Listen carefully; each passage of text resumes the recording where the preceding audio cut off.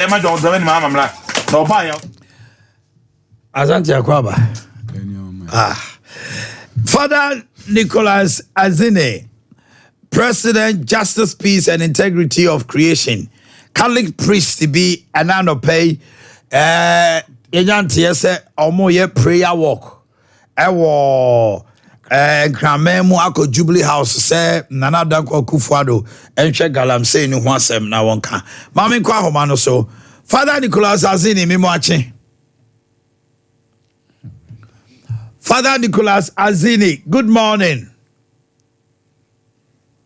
Omo to abontene so na omo de no prayer walk na omo hwese omo de omo nsem kotum na abai no so to anamo me no kasai efiri nra a soldier for atimi ahye champagne mako se champagne no mako edu ngotwe omo ahye edu ngotwe na omo se edu ngotwe no wie ye no so no sanso na 10 industrial water pumping machines anyone excavator omo twajatum eti abai no so SXL organized labor boss will be 200 amount 200 amount. Father Nicholas Azini mimoache.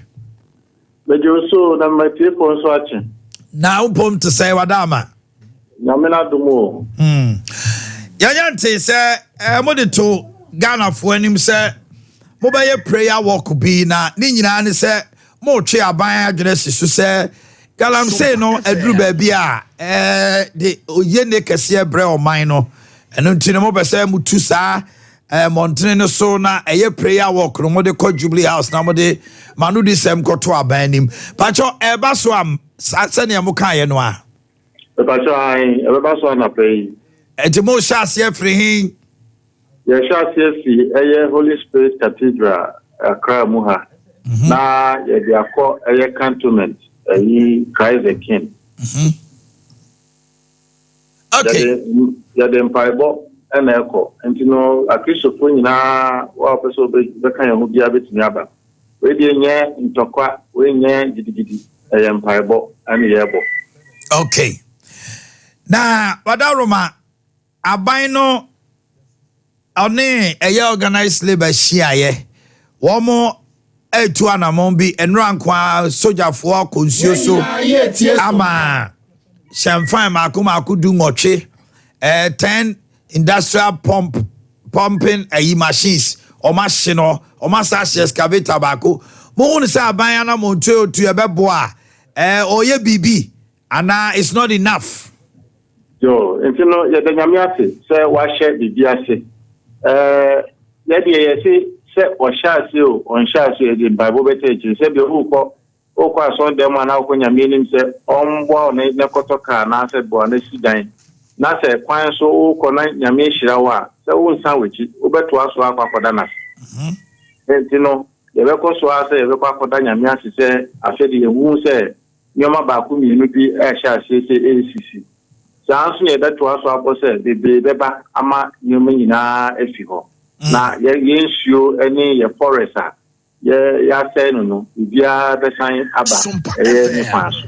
Okay wadaroma dia na obeka kire obi bia opeso oba wan hwe obi bia nani age so obeka ho na wakose party paraphernalia bi no the party bia gunikom na afei dia mo bese mo ye no na wan hwe ana majofo de omo ho be frem dia na wo ka kire obi a wo ba yo ti be say obi bia bia obefa tade normal dress maybe we ko asora na so de ko ba enye party enkoye t-shirt bia achro bibi dabi we empaibo we nye party asem we nye NDC MPP and CPP we empaibo na after so no yes say men fa placard bia ma ya ye will be wo nto ba men fa bi ma ya we have some there and after so you be do ye bet say you be able comporte no ho ye Bible ye konya ni mu a ye mfa gidigidi ye mfa basabasa ani ade konya ni ye Bible Roman for no mo kan no mo de ja October ye rosary month enteno ye say eno Mary say on make bi maye waye bida I said the first sign, the first miracle, Jesus, yeah. Yeah, mommy, Mary, hello, Mary, you say, I don't mention him. On the phone, the banning Cocachen say, and ma and in Guasia and ma our refugee. Now, and some one more man for phoning in our sign, you did the and an abandon so, yeah. Into your resume say, Yedi and Pipe Eba, I no airborne pie, no Mary, send some Macayo, Obit ye, near yes, you know, a Cocachen and the banner. Ama, a yen yoma basaba says, Sigan and Moon Naso. Until all one only rosary crowd, yeah, can say, only rosary into when you're Roman into the Empire Boy, Empire Boy. Aha, until the young say, in this something, not your bonfire. Now, your cock cries the king home swap, your cock crown it beer with the holy mass. Binomo Babano, Omega so many Roman, and me baba yet then with holy mass. Empire Boy, Empire Boy, holy mass, no, a Yamini bonfire man. Into which match them, yeah, master now also would in Bible at a tree. Because I can say, freedom goes with responsibility. Chancellor, prayer goes with action, and action goes with prayer. Okay. Back home from Jimmy, I'm watching a soldier for in Nano. The Bible better much. Aha, say Yami, Enka, a soldier for no. Onka, Onomoa, Omo, Classy, Adrian. Kwanya omenam so amasa galam say amwesino yedin paibo ebeka sa akofo ni me na ban na die kura yedanyame asa we are very grateful na yes let's say ombeko swa sa eme yes yenimeni no na say ni ya na apede na yente hwe bio ha yedin paibo bekechi yo father we da ase anope nyame kamo all right soldier for no atiegum na yentie soldier pani baako ensema a wode atruja na yento aso emfiri hanomo a clear and unambiguous mission of clearing all our water bodies of mining activities. And at this time we are not looking at whether a person has the required documents or not. So far as you are on our water bodies or you are along the water bodies, you are our target. We are trying to clear all of them from our water bodies to make sure that water has a clear and okay. And you know, they've made a profound statement. Oma semi etiawa. Se Ghana bankra na amao documents if I got nsumo no omo de ne say nsuo no de oboa ye hwe ni mu say next week parliament so e de ose be yoyo all 275 members of parliament Ghana for shemo this time around ye show man penny the ye share so man penny be table that motion in parliament. That the rest is for majority and minority in parliament. 275 plus Yera Abansumani case for Babin. Ghana for him say, if the government has made an attempt to address the issue, Moso LI 2462 no, Mumfo Senyo yo. Na bibi anya day. Entum. Na I don't know. Say why the coach Professor Jampo. Ni kem ni panyo onipa da sani eti ni kem a otie ni nyom ni okotwa ayesade de siye issue iba ya no mde abeto abonte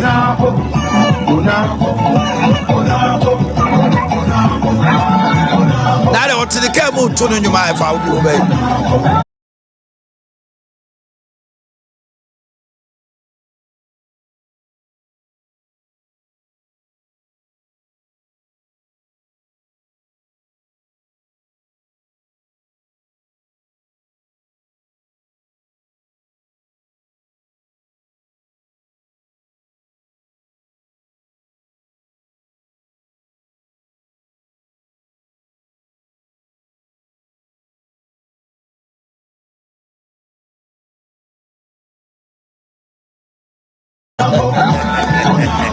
Azote boy What to say? Yes, yo. Nipanyo.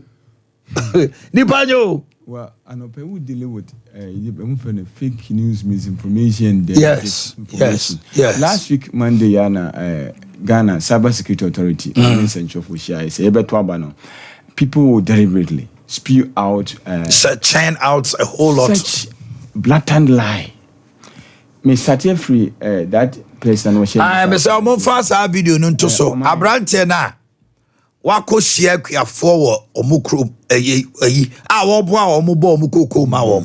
Na it was all catch no say emission tax no. Ase ne say wow pese. Say wo no unkoye fuo na e wo se wo ko share. E wo se wo ko abam. Na aban be hwe se wo share fuo no a enwusie na beba no dodo. Na wama watia eho to enu ntini se woni na wo se afuo no a ba be chew na ye ba bo ka e chen se ne nka obetu enengusie misi wow how can you be lying through your teeth like this na wakwa fomo can oh me masem ni o can ne wa ban e ba obeye dia better the life of a kwiafo you say such a lie and now the advent one more microphone obi na one phone on recording one more enya this in you akuafo ni bi man ni bi a omo ye adwuma no recording no sabranti onim se recording na nkonka ene Ghana how to be chantron fancy you se na do ne ba omi ade ayi enwusie to abeto akuafo so to ye kuani na wu kwa kodo afu a ye ba be susu enwusie beba na wantua ye bechew eti sa won pese mu betua ngusie to de a to abetia ba omia wei azante kasa enti Monday this was the information pen for the man far misinformation, disinformation, fake news and whole lot, but on my mind the main sense say obi expert fake news me say asotwe ne mra no kan nyina wo ho nemum say on my yenso so me pa chewo ni dia no pay say yenso obia ye fake news na yensa amplify na yese ka ho biem e basa ma obia yon say yen ye bo akire say enye by politicians ni dia wan obia yen this ni we kwana ni agi kwa na won so azante fa na ho kra debi e basa na e ma bad information we are not amplifying or broadcasting it Timmy as long as say ade we Timmy officers and tabontre and na obi atie radio and na obi atie TV kuani a ote ho yakọ na fom akeka we akire no se ye ka kire ne say the abrante kan ye dra wo se ye dey ye broadcast no they make can say obi omo ye ndisi for no it's not about this like omo opportunity this information they are still holding on to it very good until next time wait tell me o akuani a onya nkọ na fom wo hwema no pay okono keka we kire na obe confront no are you getting me yes but the me can say well enye yen won say obi wo ho a we people we NDC ni so bi twa ntro abo say we share in social media and other platforms no the more na on say ho no won fa hwenta akire wo dia ne say wo de to wi a nipa no so fa bibi how ono be I agree with you, but at the end of the day, if you also then don't let people know that these things are lies, these things should not meet the light of day. Asante, we are also not helping. Because him, yo, kani bi honoma, obi, ebe sende we yamano, otiewe yeno. Whether it's true or not, onim. We have the right and opportunity. It is our duty to speak truth to people. Etianope, obi a otemi oyekuani. Me catch them say, asema brantie we ti o ka say, aban no de enwusie to aba. Na ukoye wa fua. Emission tax enye sanete. Emission tax kasa. Carbon monoxide no ne ate no. Omo demo categories by. Class bi wo ho a. Omo na anemaneko. But the America say fake news will be produced and I say Chinese are fake news. I also train wo o man we mra no. But look at the situation. Election time na never say because pinu kra no. Aba no so anya brain the campaign bi say come bi go abranti o ba bia na. I was say because any NDs as more abandoning your mouth about what they get to. Look at how you have gone to misrepresent. And I mean, my issue is this, Shadio. We have had issues. Everybody says, let's speak truth to power. We have had issues when NDC, Ade Yaw say, MPP, because of 2016, Omu Chantro to Jomama, so say, what talk if you were here, Dubai. Meboa. Ye Chantro to J. Kufu, so say, Jubilee House, Usiama Nayiri. Ye de, your friend say, account numbers. Echa Ghana Usia is a Prudential Bank. Minister Sika no. And then we will not sit there for both parties and their people to go about telling people lies. Now we have a case open 2 minutes now a political talk. No. The moment you speak and there's a lie, we will fact check and tell people it's not true. Now asante said it. Ye media said it say MPP ni na sem no kan no wo boa me kai brebi MPP ni bitia no ka say from 2012 to 2016 NDC amfa obi adwuma na msekrache wo boa. Though there was what is called a sanction because of 2014 because of IMF no Uko Ghana registered nurses every year not nurses become pension it almost for be shame and ya outright say amphobia name of there was a backlog it would to make kasawa me kaya me the challenge here nukremu ojitum say nya say amphobia kra almost be but ekufado be far bulk. So we will tell you and I know nya here na uraba ko ka say o mesi Sewia hospital na msi dabi munsi Sewia hospital Sewia Dross Foundation moji asase no to MPP na abesie omumiano it is Sewia hospital Kumawu na your 45% MPP na abewie mansi mo hyasie kasa ye hyasie nkasa yesi o chechre ma de o tie no obi sha de ase awaye bi no wan hyasie anka so bewie enti ye ma obi a metwantro abrante na de na medini ho yawo ye na makuafo ekwa ka ka che ne se enti wan hwe obi no ade we enti no won to ma okra na afuo no onkose no ayefuo na season na twam enti na me ka say Ministry of Communications or must start my goodness and say no they can start the prosecution and somebody yaw e didn't throw a day amane bani pebiso now on my me be kan sigalam see there ni see company for no I say ya jitum and one Lieutenant Colonel Eric Tini do so kind of same thing so omo de omunim say wo license and as a document what they are doing now is say yempene and omuntimi nko kwaya ni because right now that is the process. 2 me process our model fast yeah the previous one am say fast which I don't support say mutwaja to excavator munity on mine there should be more almost say previously you say mo cheap excavator more than say 500 mo say but there should be and more soldier for mo fan ko barracks because excavator no na dey kwan senka banje Jesus excavator all those and the tigo akwan so and fight rep no kra man ke beti ma fire akwan bebribi because yeah ko brewu akoso ampafin debi yempe to when say low bed say na my mama can low bed ne amfa nkone ko sasa machines nyina megu mo na megu barracks say yen civilians na intimi hwesu ya mo mfa nko ho nya sa oman ejapade a ye bo ho ba at the same time na ye say ejapade enti de me can say omo enhwe sa ho ni yi omo mpekwa omo duru wanaka to towing cars no date na kan say sa niam no nyina ba ayi ni de shamfa de omo hia me no mo ya adwen any ada equipment bi o ani bonye dimpi ni bonye dindia but this have been the approach over the years you connect that to Japan mu sa na ehye sa amwa enti emfa sa machines no de mo mfa nkosi mu mo Monfanko for being Hasini, Monfanko Bemakam, Monfanko all the camps. Nay, so now Bema Baba machines every home. Because Bass had any who say, a Venice, and your man, most want to be a saying, and one. Okay. 2 Cali bishops, no, and I say, a Catholic priest, Cali priest, no, or my idea. We almost can last you comedy to Ghana or Mogusway. This is how we want it. A woman say, a banner swear to one among, or my since last Tuesday na processes na omadi akire omo the Minister of Information by Minister of Lands and Natural Resources by ama akwakosi say na Minister of Defense. Yeah, well, task force or my both the military and then some small scale miners. Yes. And that is the best way. How we should go when you about press the phone film.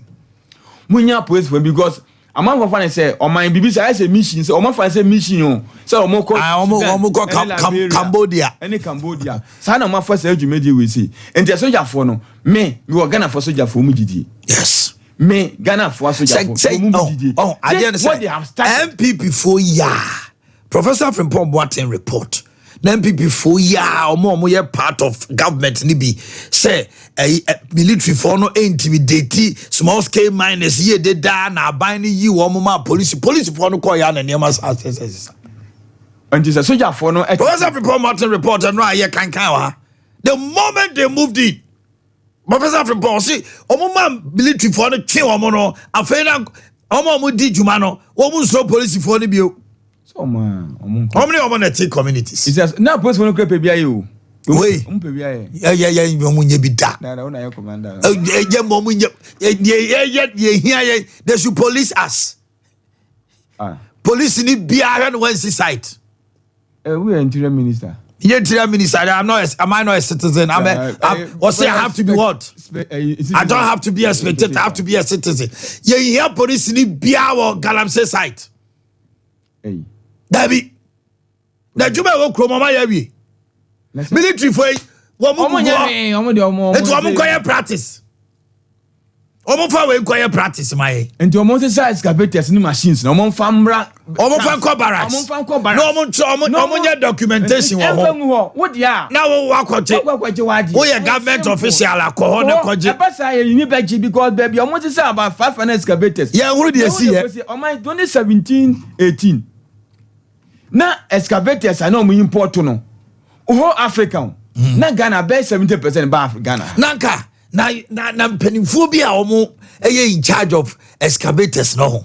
Man for ye modi. Obi on man the business kese pa your mining equipment. Azanto.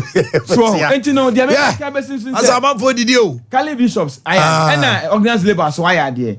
Na UTAC for so started some kono. O my omo me hu say omo wo when say omo mama kwan. And for that matter, the impact may not be felt. Nipa kakra bi omo call administrative work na for now. But media say enrano say na ye ne omo general secretary Elias you know. When say I say there was lack of respect on the part of organized labor, which we support. And for that matter, they should come around. They should come around our round table. We have seen the committee on the government. We are appealing to them. No because in him say no more school. And Kabenya impact for now. Now, until January. And she said, "Oh, strike abra students who are administrative work akrana be any markings be near them. But you best know, Chada copy UK Parliament. Hey, Chada, oko UK Parliament. Oni omukushia na ukoye no. How yes? What in the no December tuja? Yenti Chada. That's why it's on our land. That's why it belongs to us. The universe did not give it to you so you can give it to someone else. The universe gave it to you so you can industrialize that and teach your children how to industrialize what belongs to you. In Africa today, we have to import everything that our minerals have created. Our cotton is turned to textiles, and we have to buy them in shirts because we can't create them. Ghana is the second biggest producer of cocoa, yet cannot produce any cocoa-related product that dominates the global market. The same can be said about other agro-resources that we have. We're importing food when all we need is a processing plant to our own and even export more to the world. For us to taste our own products, we have to import them and pay taxes on them because we don't have industrial power. Westerners, Asians, and everyone else extracting our minerals definitely know that industrial platforms built in Africa will take us out of struggle and the pain we face. Yes, we're not being advised. We take that responsibility ourselves. That's why it's on our land. That's why it belongs to us. The universe did not give it to you so you can give it to someone else. The universe. Or say the universe did not give you cocoa, bauxite, manganese, and other products. Sefakoma will be. Now we need to industrialize. And yes. It's where they were treat all the husbands, Neddy. Share. Now, yeah, I'm up for peace and gone a branch audio. I won't say we are now a contextual discussion as far as I'm concerned. And I know pay the cheddar, I know. Me kind of last time on my penny Mahama or my penny be the chair, I said 2 franc MPP. And I say any other when you had the opportunity to go. And with this, me in the costume, and at a yes, he exhibited African culture. Cheddar, ya branch over Bantamanka, you. Cheddar, me say, Sekobase, must say, this evening, must say on the in an unlikely event. So when you know cry, he's making incursion. And I say, oh, done who deep power a political landscape anymore. Said you a branch here, Timenia could UK Parliament, House of Commons. Yes. Then, and some of our canon. It is not in the interest of the commons. But he's telling them. And he's getting the confidence. In China now. No, any spokesperson or a video. Oh, my idea. Ni handless now, ya dear papa. Media that opportunity or their mind. And as I do, say, oh, my yeah. Ghana and Kwana media and take you the whole. Yes. World media. He's gone global. And some of what say you cocoa, yeah, dear cocoa crano. This is a cranny, ya tasty. Ya dear quatin, yakra. A gold necklace, a gold ringer. Ya confirm with Dubai. Overcona Ghana gold soon ya dear. Some way one of the could do a catch him for no more bullying over the years. Or say God did not, the universe did not give you a product for you to give it to somebody. Ubi idea be an idea. Yeah, nani homra Ghana Black Stars. So me catch you. Okay, Jeremy. And now there's an catch. I'm for say papa nka sana Ghana boys in bufu you. Omo bufu ye. Say papa na boy inaki. Omo na ma boy. Fancy. Eti papa yi kasa na ma omo bufu ye. I say ka hu. Oh yeah sure. Yeah. Say Keto Kreku na mo mbufu ye. Sa no masa. Eno no kwa na wo say spell e ma ko wani. Masa sa no masa. Eno wo say sure. Eno ma wa mbufu ye. Na no ball ni wan shemi. Coaches na kekasa. On managers na omo players or dressing like any managers. That is my point. What trap boundaries. Na manager we are. Manager ya why say you do bia we try on we say why do you catch obi ya pam your coach one obetima ka so many me eno papa na kwa na press conference or ya afterwards some kan kwa na me yam shame papa be your coach no aye otuado was say the Sudanese were lucky me ba na ise ko nyom wo say Libya say Morocco pa de be ye wo mo no me pese me nya audio na video na ananti eno ambo draw no e shock mu ana that and no born on boy and deserve win. There be when me say I move. There maybe we say and no born a boy. No, me about last 3 major tournament awako from World Cup. The last World Cup okoi. Or last 2 editions of AFCON abo nyina. Or results to say shambolic, disastrous. Me boa. Mo de morning ye. Ana dia na wo de won ka ho. Oh, me say me catch them. We na make catch them no. And ya san fan say. Oh, catch them. Yeah, and I don't Ghana ni. Oh, no, you Ghana ni but legend. Yeah, jayo. So be san wa comedy akire bim. Oh, how many years consistently? How many years number say kan was? No na free Ghana.